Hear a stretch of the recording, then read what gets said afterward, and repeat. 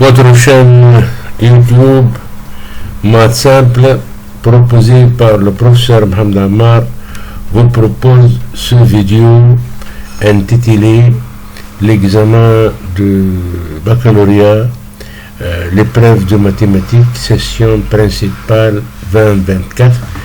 Donc on se propose de corriger l'épreuve de mathématiques pour l'inférieure sciences techniques du session principale 2024. Donc on commence par l'exercice numéro 1. Donc ici on considère dans l'ensemble C des nombres complexes l'équation E, donc exponentielle I pi sur 4 fois Z au carré moins I plus exponentielle I pi sur 4 Z plus 1 égale à 0. Donc petit a vérifier que 1 est une solution de l'équation E. Petit b, on déduire l'autre solution de E et mettre sous forme exponentielle la deuxième solution. Donc ici, donc vérifie que 1 est une solution de l'équation E. Donc on va prendre ici le curseur, donc le pointeur, donc le feutre. Donc ici, lorsqu'on vous demande ici de vérifier que, voilà, où est le curseur, donc le pointeur, donc le feutre ici. Donc ici, lorsqu'on vous donne vérifier que E est une solution, donc ou bien on remplace ici Z par 1, et ce Z aussi par 1, ou bien on a ici A est égal à exponentielle I pi sur 4, le B c'est égal à moins 1 moins I plus exponentielle I pi sur 4, et le C c'est égal à I. Donc on a A plus B plus C est égal à 0. Donc 1 est une racine et l'autre racine ici c'est C sur A. Voilà, donc on passe à la correction. Donc ici, pour vérifier que 1 est une solution de l'équation E, et il suffit de dire que A plus B plus C est égal à 0. Donc 1 est une racine ou une solution de l'équation E. Ou bien on peut remplacer dans l'équation E Z par 1 et on va trouver que l'expression exponentielle I pi sur 4 fois 1 au carré moins I plus exponentielle I pi sur 4 fois 1 plus 6, ça c'est égal à 0, et donc 1 est une racine de l'équation E. Donc on déduit l'autre solution, donc Z' est égal à 1, donc une des racines c'est égal à 1. Donc nous savons très bien que Z' fois le Z second, le produit des deux racines, c'est égal à C sur A. Et ici le C c'est égal à I. Voilà, donc ici le C, donc ici le C c'est I, voilà, donc ça c'est I, et le C sur A, et le A ici c'est combien? Voilà, donc ici le A c'est exponentielle I pi sur 4, et on trouve donc le Z seconde c'est égal I exponentielle moins I pi sur 4. Et on demande de donner la forme exponentielle de cette deuxième solution du Z second. Donc la deuxième solution c'est Z seconde est égal I fois le exponentiel moins I pi sur 4. Le I ici, ça ce n'est que exponentiel I pi sur 2. Et par suite, le Z seconde est égal exponentiel I pi sur 2 fois exponentiel moins I pi sur 4. Et ça donne, en utilisant les propriétés de l'exponentiel ici, ça donne exponentiel I pi sur 2 moins pi sur 4. Et donc ça donne ici exponentiel I pi sur 4. Ça donne exponentiel I pi sur 4. On passe donc à la suite. Donc dans le plan complexe muni d'un repère orthonormé direct OIV, on considère les points A, B ici d'affixe respectif ZA égale à 1 qui est parmi les solutions. Le ZB égale exponentielle I pi sur 4, c'est la forme exponentielle du deuxième solution. Et le ZC, ça c'est égal 2 exponentielle I pi sur 4 moins I. Tout d'abord, on demande ici écrire 1 plus exponentielle I pi sur 4 sous forme exponentielle. Donc, pour écrire un nombre complexe sous forme exponentielle, on a besoin du module et de l'argument. Le module d'un nombre complexe, ça c'est égal à la racine carrée de la partie réelle au carré plus la partie imaginaire au carré. Donc la partie réelle ici, ce n'est que racine de 2. Et la partie réelle ici c'est 1. Et la partie imaginaire c'est 1. Donc le module de ce nombre complexe c'est racine de 2. Et l'argument θ est défini par le cosinus de θ qui est égal à la partie réelle sur le module. Et le sinus de θ qui est égal à la partie imaginaire sur le module. Donc le cosinus de θ égale ici le sinus de θ est égal à 1 sur racine de 2. Et ça c'est égal à racine de 2 sur 2. Et donc ici ça c'est égal à racine de 2 exponentielle et pi sur 4. Donc on passe à la solution. Donc le premier question ici, écrit ça sous forme exponentielle, voilà la solution ici c'est A. Et donc ici 1 plus I, donc c'est écrit sur la forme R exponentielle et θ, tel que le R ici c'est égal le module de 1 plus I, et le module de 1 plus I ça c'est égal à la racine carrée de 1 au carré plus 1 au carré, ça donne la racine de 2. Et l'argument θ cherché est défini par son cosinus qui est égal à 1 sur racine de 2, c'est-à-dire la partie réelle ici sur le module qui est égal à racine de 2 sur 2, et qui est égal aussi au sinus θ qui est égal à la partie imaginaire sur le module qui est égal à 1 sur racine de 2 qui est égal à racine de 2 sur 2. Et le θ, donc elle est congrue à pi sur 4. Et par suite, la forme exponentielle cherchée ici, de 1 plus i, ça ce n'est que racine de 2 exponentielle in pi sur 4, c'est celle-là. Et donc on passe à petit b. Donc vérifiez ici que ZC moins ZA égale 2 moins la racine carrée de 2 fois le Z de 2b. Donc ici, il suffit de faire les transformations d'écriture convenable pour trouver cette égalité-là. Donc ZC moins ZA, donc on remplace ici le ZC par cette valeur-là. Voilà le ZC, et ici, moins le ZA qui est le 1. Et donc ça donne ici égal 2 exponentielle i pi sur 4 moins i et moins 1. Et donc ici, on va mettre ici entre parenthèses, donc ça va donner i plus 1 pour exploiter le petit a.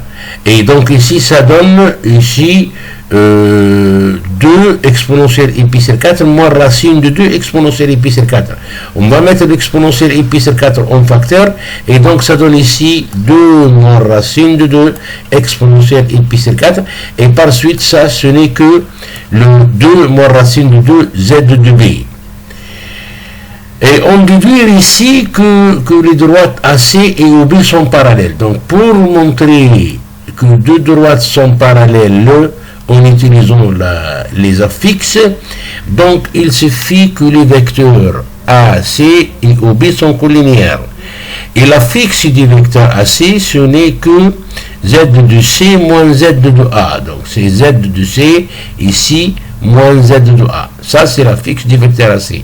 Et l'affixe du vecteur OB, ici, c'est Z de B moins Z de O. Z de B est connu, elle est là, et le Z de O, c'est 0. Et donc, puisque ici, on a ZC moins ZA, c'est ZB moins ZO, ça, c'est égal à R réel ici. C'est égal à 2 moins racine de 2, d'après ce qu'on a vu ici. Voilà, ici. Donc, par suite, ces deux vecteurs-là sont collinéaires. Donc, les droites AC et OB sont parallèles. Et donc, ça, c'est la question petit b. Voilà, donc ici, c'est la question petit b. On passe maintenant au troisième mot, petit a. Donc, I, Z de B moins Z de C égale Z de B moins Z de A bar. Donc, I, Z de B moins Z de C égale I fois exponentielle I pi sur 4 moins 2i exponentielle i pi sur 4 moins 1. Et ça donne donc I moins i exponentielle i pi sur 4 moins 1. Et donc ça donne exponentielle moins i pi sur 4 moins 1. Et ça donne enfin exponentielle i pi sur 4 moins 1, le tout bar. Et par suite, i fois le Z de B moins ZC, ça c'est égal ZB moins ZA, le tout bar. Et le troisième question ici, donc I fois ZB moins ZC est égal donc le module de Z de B moins Z de A. Donc ça peut répondre à cette question-là. On déduit que le triangle ici, ABC, est isocèle en B. Donc un triangle isocèle en B, c'est-à-dire BC est égal à BA. Et donc pour montrer que BC c'est égal à BA, il suffit de montrer que le module de Z de B moins Z de C est égal au module de Z de B moins Z de A. Et puisque le module de Z est égal au module de Z bar, donc on va exploiter ce résultat-là. Qui est, voilà donc, ici, donc, le module de IZB moins ZC, c'est égal le module de ZB moins ZA bar est égal le module de ZB moins le ZC est égal le module de ZB moins ZA. Donc la distance BC est égale à BA. Et par suite, le triangle ici, le triangle ABC ici, est isocèle en B. Voilà la démonstration. On passe donc, quatrième question, dans la figure donc 1 de l'annexe ci-jointe, donc ça c'est l'énoncé de l'examen, on a placé le point A et on conduit le cercle C de centre O et de rayon 1. Petit a vérifie que le point B appartient au cercle C et construit le point B. Petit b, tracer, donc soit T la tangente au cercle C en B. Montrer que T est la médiatrice de AC. Et ensuite construire dans la figure le point C. Donc on commence ici par petit a tout d'abord, c'est vérifier que B appartient au cercle C. Donc le cercle C ici, le cercle C, c'est le cercle de centre O et de rayon 1. Donc pour montrer qu'un point B appartient à ce cercle, il suffit de calculer la distance OB, c'est-à-dire le rayon et OB. OB, ça c'est égal le module de Z de B.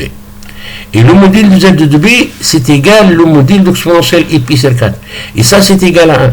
Et ça permet de conclure que le point B est un point de ce cercle-là. En ce qui concerne la construction du point B, donc T est la tangente au cercle C en B. Et donc T, elle est perpendiculaire à OB, parce que OB, ça c'est un rayon. Et la droite OB, ça c'est un porteur du rayon.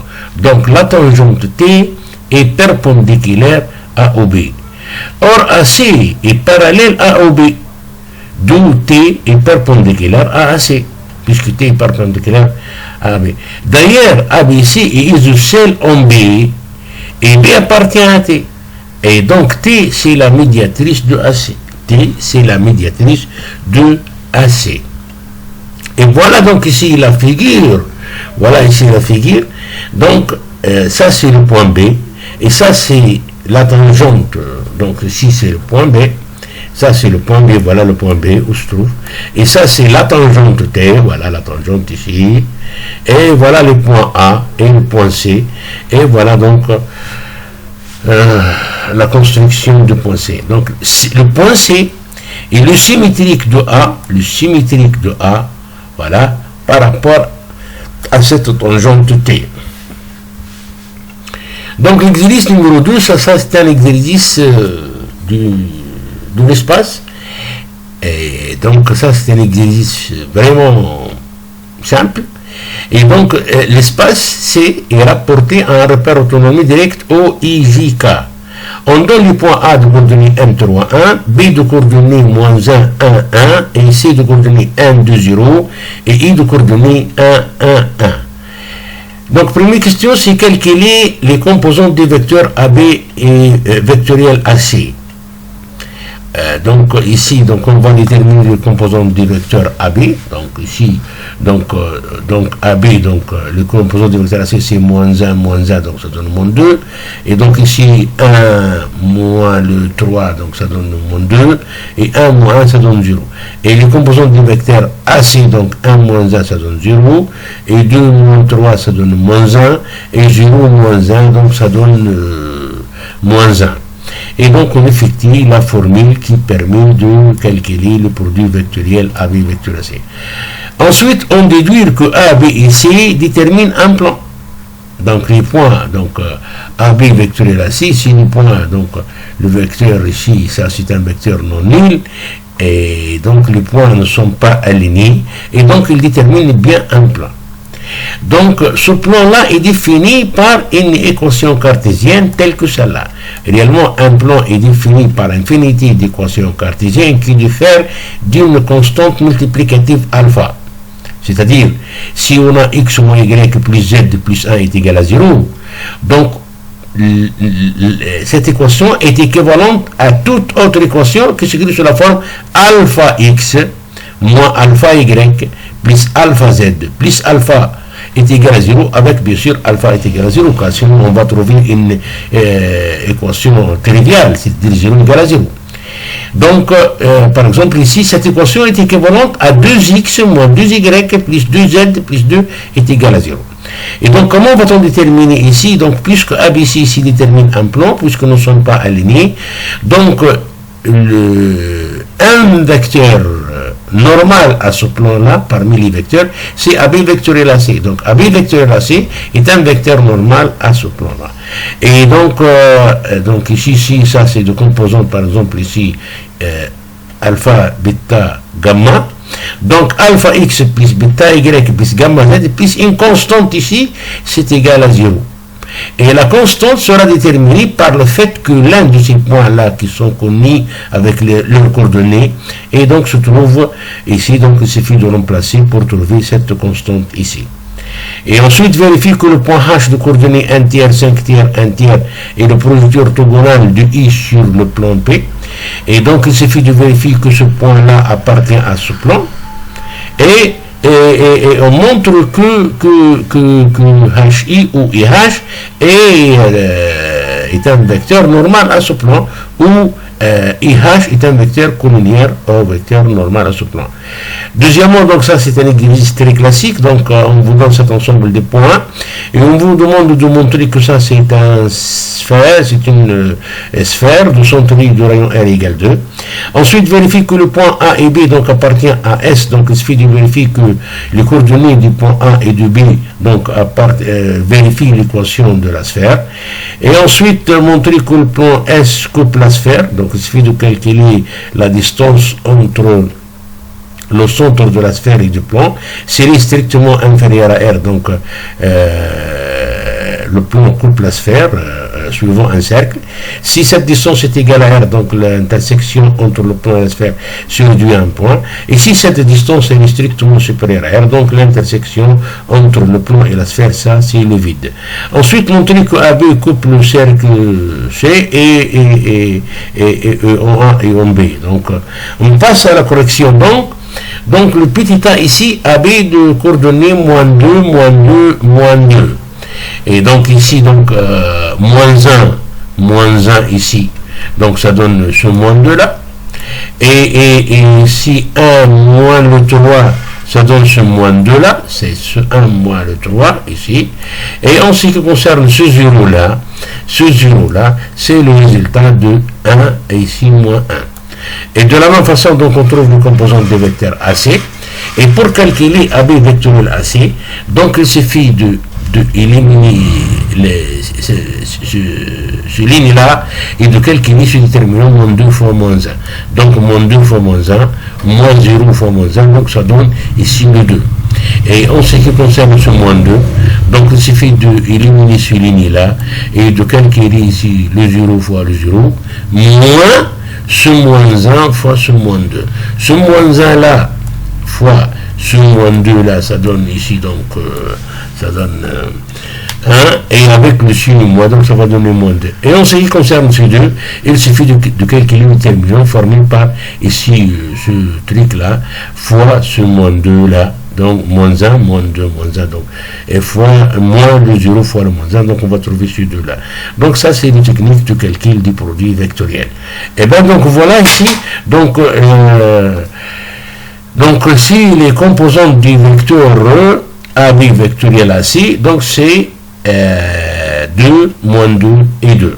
Et on peut écrire ça, c'est égal 2 fois 1, moins 1, 1. On déduit que AB ici donc détermine un plan et donne l'équation et celle-là. Donc on passe à la correction. Donc N, ça c'est un vecteur mobile. c'est-à-dire AB vectoriel AC est un vecteur non nul. Donc AB et AC ne sont pas collinéaires. Les deux vecteurs AB et AC ne sont pas collinéaires. Par suite, les points AB et C ne sont pas alignés. Et par suite, ils déterminent bien un plan. Le plan ABC, donc, est défini par un vecteur normal ici, qui est le 2, le moins 2 et le 2. Donc ça, c'est un vecteur normal à ce plan. Et donc, le plan P est défini ici par le ABC. Donc, le plan P ici, ça veut dire le plan défini par les 3 points A, B et C. Donc, a pour équation 2x, voilà ce 2-là, c'est celle-là, moins le 2y, et plus le 2z, plus une constante d, et ça c'est égal à 0. On va prendre par exemple A ou B ou C, en particulier on va prendre C appartient à ce plan. On va remplacer dans cette équation-là les x et les y et les z par leur valeur du coordonnée du point C, et par suite donc on trouve que d c'est égal à 2. Donc une équation du plan P, et c'est 2x moins 2y plus 2z plus 2 égale à 0. Ou encore, on peut simplifier par 2. Donc, ça va donner x moins y plus z moins 1, c'est égal à 0. Donc, ça, c'est une équation du plan ABC. Donc, on passe au petit c. Donc, vérifie que h ici, donc, est le produit orthogonal de i sur le plan P. On a dit tout à l'heure, donc, on va calculer le vecteur IH. Donc, IH. Et donc, I, c'est de coordonnées 1, 1, 1. Donc, IH, c'est moins 2 tiers, 2 tiers, moins 2 tiers. Et donc, ça va donner ici moins 1 tiers fois la normale. Et donc, IH ici, et la normale, N, sont collinéaires. Voilà. Et donc, IH est orthogonal à P. Et on va vérifier que H appartient à ce plan P. Et donc, on va remplacer le X et le Y et le Z dans l'équation de P par x de h, y de h et z de h. On remarque ici que ça vérifie bien l'équation de ce plan, et par suite donc h appartient au plan P.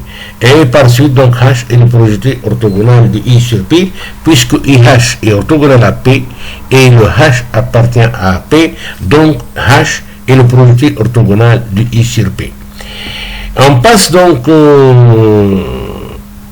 à l'autre partie, donc ici, donc on vous donne ici cette équation x au carré plus y carré plus z carré moins 2x moins 2y moins 2z est égal à 0. On montre que S est une sphère de centre I et de rayon R égale 2. Donc l'équation ici, x au carré plus y carré plus z carré moins 2x moins 2y moins 2z. Donc on va regrouper les x au carré moins 2x, qui est le débit d'un produit remarquable, et le y carré moins le 2y qui est le débit aussi d'un produit remarquable, et le z carré moins le 2z qui est le débit d'un produit remarquable. Et donc ici on va ajouter 1 et retrancher 1 et ainsi de suite pour trouver que l'équation de S, ça signifie x moins 1 au carré plus le y moins 1 au carré, plus le z moins 1 au carré, et ça c'est égal à 4, qui est égal à 2 au carré. Donc cette équation, ça ce n'est que l'équation d'une sphère S, de centre le point de coordonnées 1, 1, 1, celui que I, et du rayon R est égal à 2. On passe donc à petit b. Donc pour montrer que A et B ici appartient à la sphère, il suffit de vérifier la distance IA au carré, qui est égale à 4, et la distance de IB au carré, qui est égale à 4. C'est-à-dire, on remplace les coordonnées de A et de B dans cette équation. Donc, puisqu'elle vérifie cette équation, donc les points A et B appartiennent à la sphère. Donc, montrer que le plan P coupe la sphère S suivant un cercle C que l'on caractérisera. Donc, ici, la distance de I à P, c'est-à-dire la distance du point I au plan P, c'est égal à IH, puisque H est le projet orthogonal de I sur P. Et donc ça c'est égal 1 tiers fois la normale. La distance IH, on a vu, le vecteur IH c'est égal 1 tiers fois la normale. Et donc ici IH c'est égal 1 tiers fois la norme de la normale, qui est égale 2 racines de 3 sur 3. Et ça c'est strictement inférieur à R. Et donc R ici c'est égal à 2. Et donc ici S et P sont 50 suivant un cercle ici de centre H, et du rayon, la racine carrée de R carré moins D carré, avec R ici, c'est le rayon ici, voilà, et le petit d, c'est cette distance ici. Et donc ici, c'est la racine carrée de 4 moins 4 tiers, et ça donne ici, donc il suffit de la réduction même du numérateur, et on trouve le résultat cherché.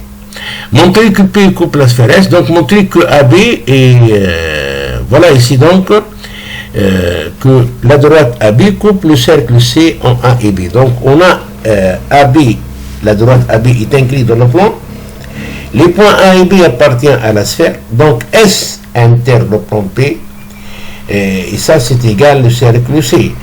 Et donc AB inter le cercle C, donc c'est égal les points A et B. On passe donc aux troisième question de cet exercice-là. Donc on donne le plan Q d'équation Z de moins 1. Montrer que P et Q sont 50 suivant la droite AB. Donc ici on a l'intersection de deux plans. Donc il suffit de montrer que, puisqu'on vous donne ici que nous voulons montrer que P et Q se coupent 150 suivant la droite AB. Donc il suffit le plan P est défini déjà par ABC, c'est-à-dire on se montre bien que AB est contenu dans le plan P. Il suffit de montrer que A appartient à qui et que B appartient à qui. Donc sur E de coordonnées 1, 1, 3, vérifie que appartient à S, donc il suffit de vérifier les coordonnées ici, vérifier l'équation de la sphère. Et ensuite donc on va prendre M de coordonnées X, Y, Z, un point de l'espace, donc montrer que E scalaire et M est égal à 0, si seulement si M appartient à qui. Enfin, on veut déterminer l'ensemble des points M du plan P tel que le triangle IME est rectangle et isocèle en I. On passe à la correction donc le plan Q d'équation Z de moins 1 égale à 0. Donc ZA moins 1 est égal à 0 et ZB moins 1 est égal à 0. Donc le point A appartient à qui et le point B appartient à qui. Et par suite, la droite ici AB est inclus dans le plan Q. ZC moins 1 est différent de 0. Donc s'il n'appartient pas à qui. Ainsi, le plan P et Q sont 50, c'est-à-dire ne sont pas confondus. Le plan C n'appartient pas à qui, donc le plan P et Q ne sont pas confondus. Déjà, en utilisant l'équation, il est clair qu'ils ne sont pas confondus. Et donc ici, P et Q sont 50 suivant la droite AB, parce que A appartient à l'intersection de P et Q, et le B aussi appartient à l'intersection. Et bien voilà. Petit b ici, donc E, vérifie que appartient à S. Donc il suffit de calculer E au carré. On remplace donc les coordonnées de E dans l'équation de la sphère et on trouve que ça vérifie bien. Donc E appartient à la sphère. Voilà, donc ici E appartient à la sphère. Donc ça reste ici la question C. Donc I de coordonnées 0, 0, 2 et IM de coordonnées X moins 1, Y moins 1, Z moins 1 en prenant ici M de coordonnées X, Y, Z comme on a vu ici. Et donc IE scalaire IM, donc on va appliquer, donc c'est égal ce 0 là fois ce X moins 1 plus ce 0 là fois ce Y moins 1 plus ce 2 là fois le Z moins 1. Donc ce produit scalaire est égal 2 fois le Z moins 1. Alors IE scalaire IM égale à 0 signifie que 2 Z moins 1 est égal à 0 et ça signifie que Z moins 1 est égal à 0 et ça c'est l'équation de ce plan qui est là. Et par suite, donc Z de moins 1 et E scalaire IM est égal à 0, ça signifie que M appartient au plan Q, puisque ces deux équations sont équivalentes, et ça c'est l'équation de ce plan-là. Et donc, quatrième question, c'est déterminer l'ensemble des points M du plan tel que IME soit rectangle et isocèle en I. Donc ici, on a le point I, ici, n'appartient pas à la sphère. Le point I n'appartient pas à la sphère. Et E n'appartient pas à qui? Donc car Z de E différent de A. IEM est isocèle rectangle. Ça signifie que IM égale IE et IM orthogonal à IE et M appartient au plan P. Donc IM égale IE, ça signifie que M appartient à la sphère S. Et IM orthogonal à IE, ça signifie que M appartient au plan qui. Et M appartient à P. Et ça signifie donc que M appartient à P inter qui inter S. Or, P inter qui est réduit au plan à la droite AB. Et donc ça signifie que M appartient à B inter S. Et on a vu que AB inter S est réduit au couple AB, c'est-à-dire l'ensemble formé par ces deux points-là.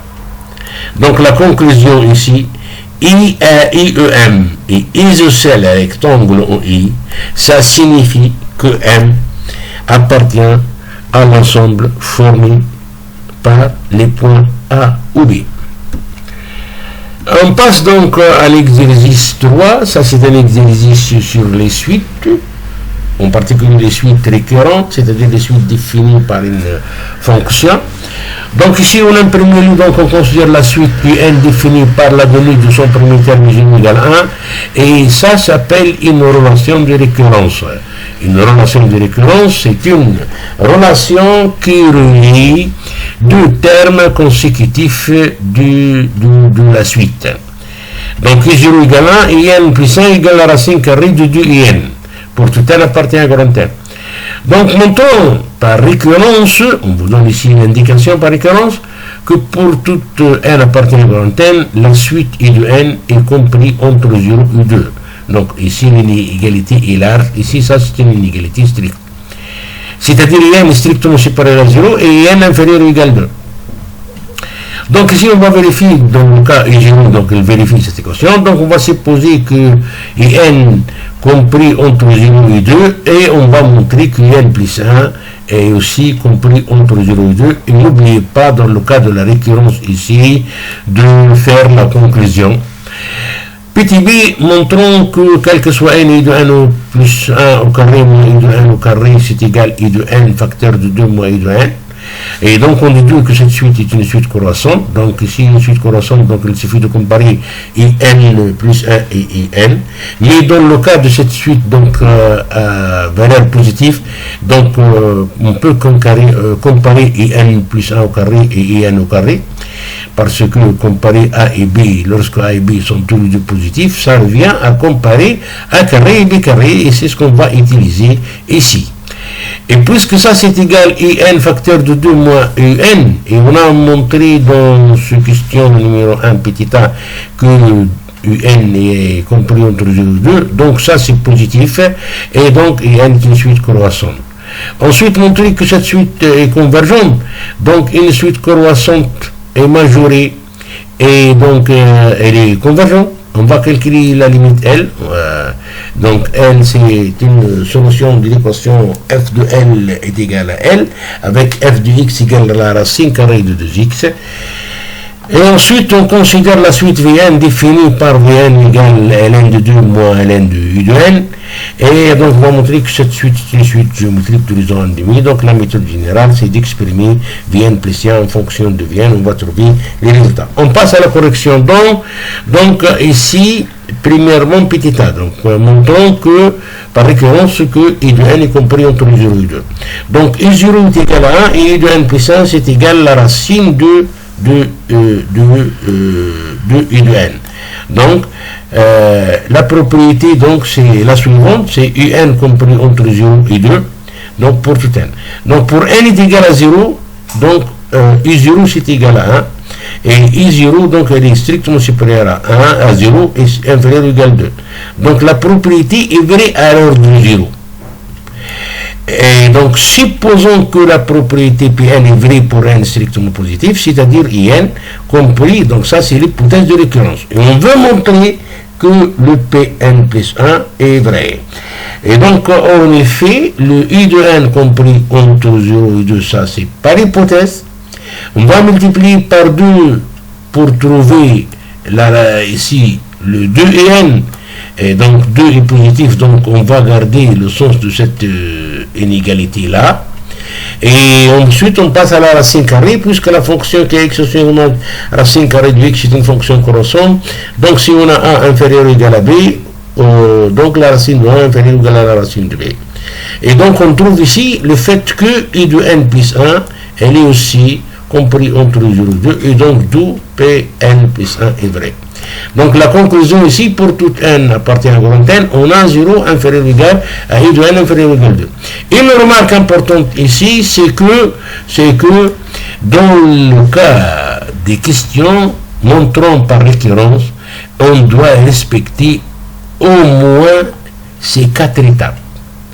Donc on suppose la propriété est vraie au premier rang, on vérifie qu'elle est vraie au premier rang, on suppose que cette propriété est vraie au rang n plus 1, jusqu'au rang n, et on montre qu'elle est vraie au rang n plus 1 et donner la conclusion. Car la note ici est toujours distribuée sur ces 3 rubriques-là.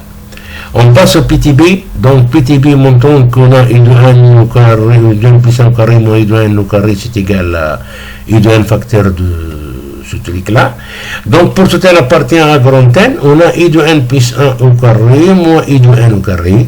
Et donc ici on remplace i de n plus 1 par sa valeur, donc racine de 2 i de n, donc ça donne 2 i de n moins le i de n carré. On va mettre le i de n au facteur, donc ça donne i de n facteur de 2 moins i de n. Et pour tout n appartient à grand n, on a i de n est supérieur ou égal à 0, et i de n moins 2, et 2 moins i de n est supérieur ou égal à 0. Et par suite, ce produit-là est positif. Voilà, ici donc, i de n plus 1 positif. Et par suite, quel que soit n appartient à grand n, i de n plus 1 supérieur à i de n. Donc la suite est croissante. Donc ici, l'application du théorème pour montrer qu'elle a une limite et calculer cette limite, toujours il faut signaler que cette suite est croissante et majorée. Et ça permet de conclure qu'elle est convergente. Donc, soit elle la limite de la suite i de n, donc elle, tout d'abord, elle appartient à l'intervalle 0,2, et parce que la suite est comprise entre 0 et 2, et i de n plus 1 égale f de i de n, tel que f de x égale la racine de 2x. Donc f est une fonction contenue sur 0 plus l'infini, en particulier sur 0,2, et donc elle ici vérifie l'équation f de L égale L. Et donc cette équation aboutit L carré égale 2L, donc L égale à 0 ou L égale 2. Donc le cas où L égale à 0, donc ça c'est éliminé parce que notre suite est une suite croissante à partir de 1. Voilà, on a dit ici qu'elle est croissante à partir de 1. Et donc on va prendre ici la limite de la suite, L est égale à 2. On passe donc. En ce qui concerne la deuxième question ici, c'est que la suite Vn est égale à ln de 2 moins n. Donc on va montrer que cette suite est une suite géométrique. Donc pour montrer que cette suite géométrique, donc on va calculer Vn plus 1 quel que soit la partie grand n. Vn plus 1 égale ln de 2 moins ln de i de n plus 1.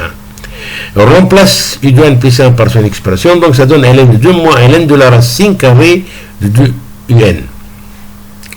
Et ici, donc la racine carrée ici de ln ici, de la racine carrée de 2 i de n, ça c'est égal n demi ln de 2 i de n. Et ln de 2 i de n, c'est de la forme ln de AB.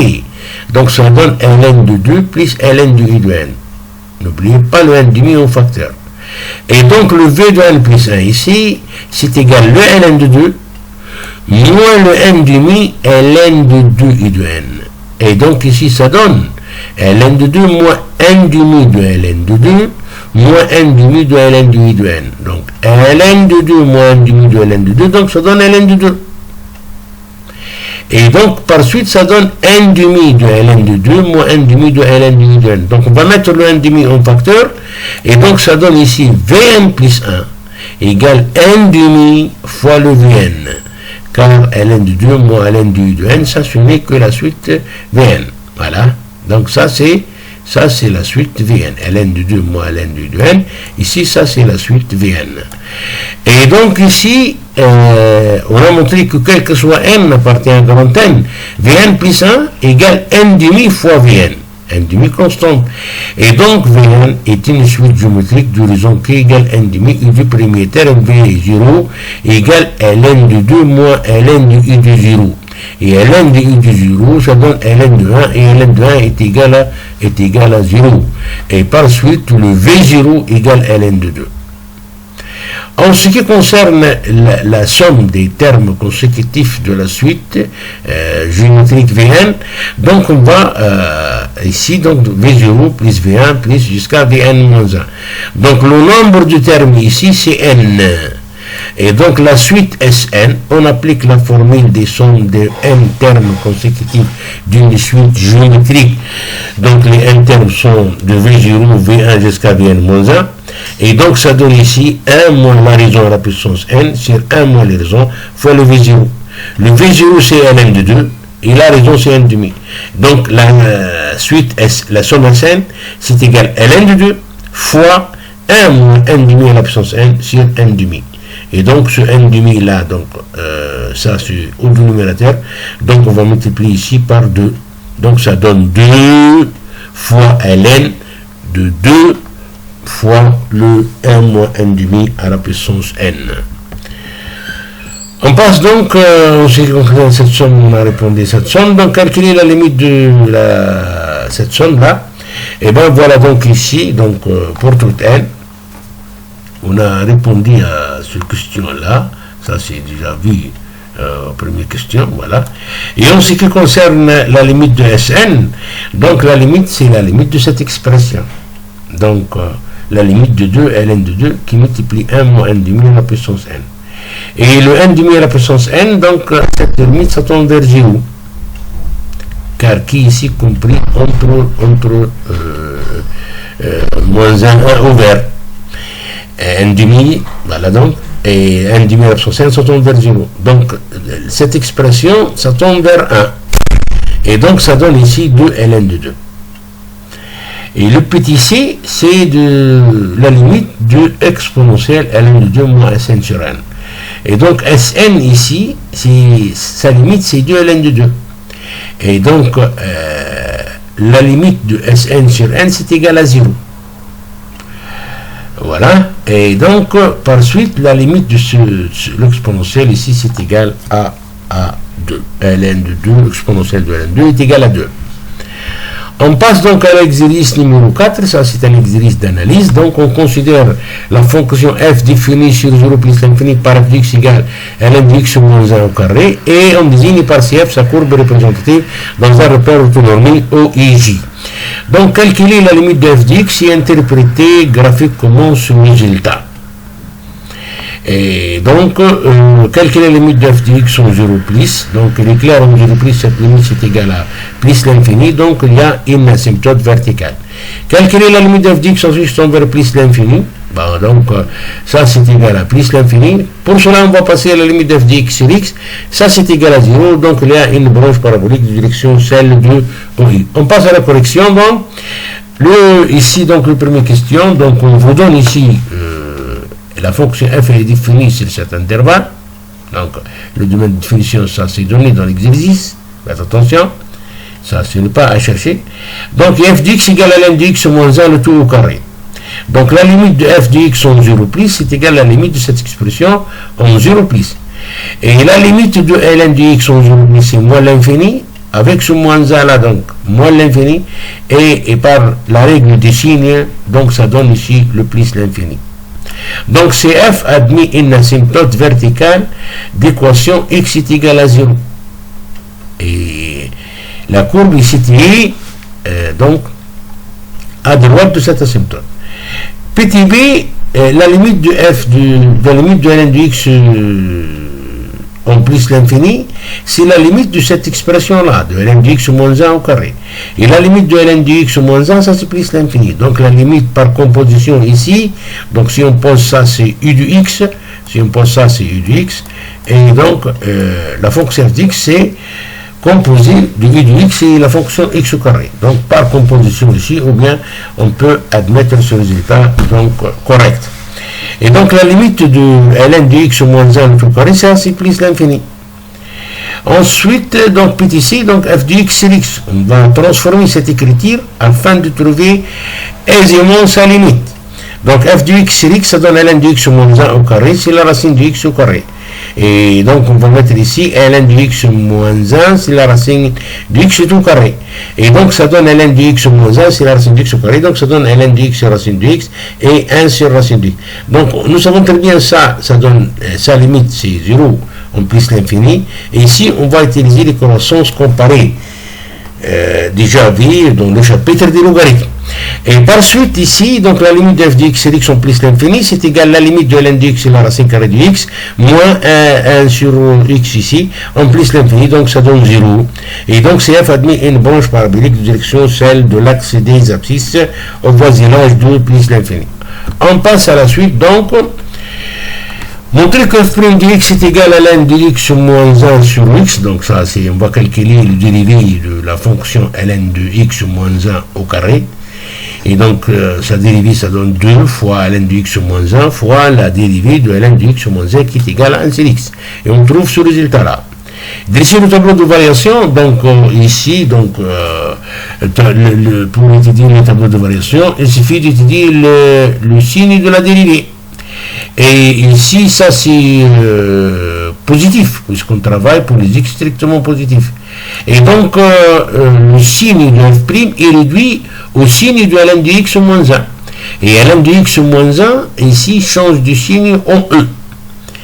Parce que la fonction ln est une fonction croissante. Voilà, sa courbe représentative, c'est comme ça là. Et voilà, donc ici, c'est ln. Donc ça, c'est le 1. Et ça, c'est l'image de e qui est égale à 1. L'image de e qui est égale ici à 1. Voilà, l'image de e coïncide avec le 1. Et donc, ln de x moins 1, c'est négatif pour les x inférieurs à e. Elle est positive pour les x supérieurs à e. Elle est positive pour les x supérieurs à e. Et s'annule en e. Donc, il y a une tangente horizontale ici, parce que f' s'annule en e.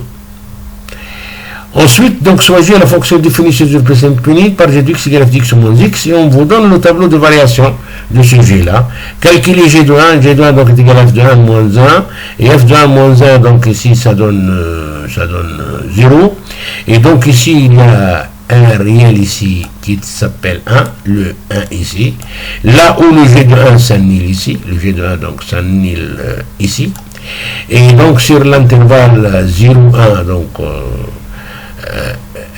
f de x est supérieur à x, et si l'intervalle 1 plus l'infini, f de x est inférieur à x. Et donc le tableau du signe de g de x, on va le corriger tout de suite, et on déduit la position relative de la courbe avec celle-là, et on voilà le repère. Voilà, donc on passe à la correction. Voilà, donc ici, f est une fonction dérivable. F de x, je vous rappelle que f de x est égal à ln de x moins 1 le tout au carré. Comme composé ou comme produit. Donc, parce que f de x égale à ln de x moins 1 le tout au carré. Donc, on peut la considérer comme produit de fonction ln de x moins 1 fois ln de x moins 1. Et on peut le considérer comme étant le produit de ln de x moins 1 avec la fonction x au carré.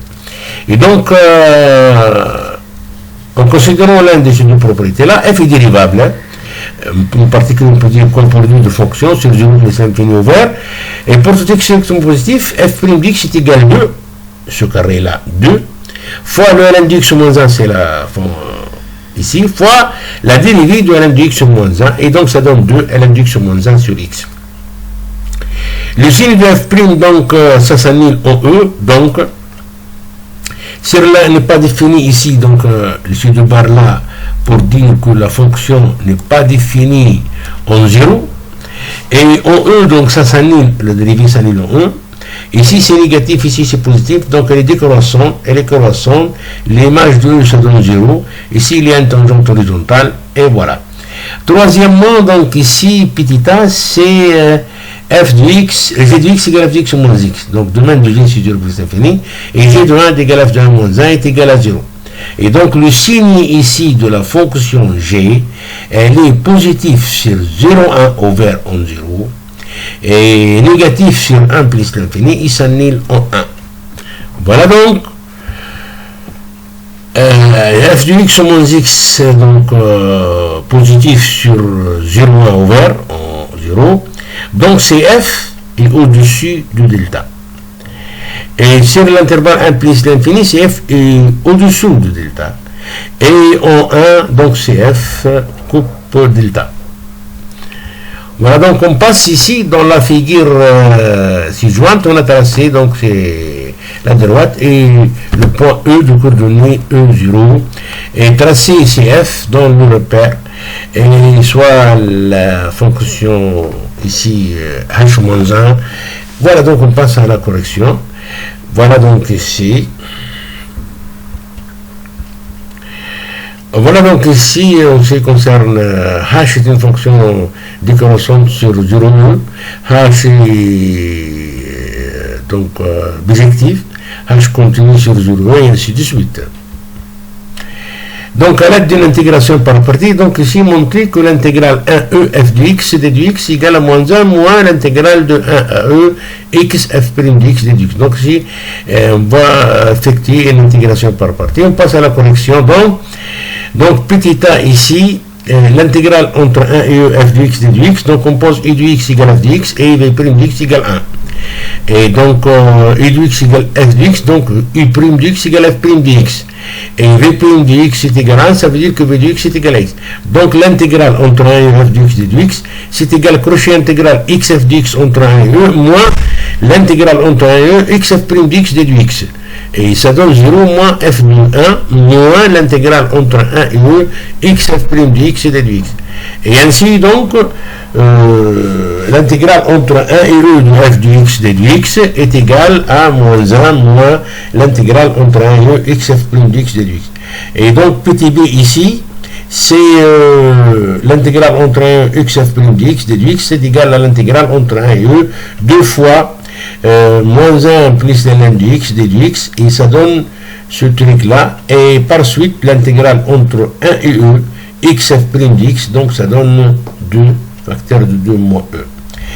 Donc h moins 1 est la fonction réciproque de h, donc l'air entre donc ici 0 à 1, h moins 1 de x de x, donc par raison de symétrie par rapport à delta, donc l'intégrale entre 1 et e h de x d de x, et ça donne l'intégrale entre 1 et e f de x d de x. Et donc ça donne moins 1, moins 2 facteur de e moins 1, et par suite, donc cette partie du plan, son R A est égal à 2e moins 5 en unité d'air.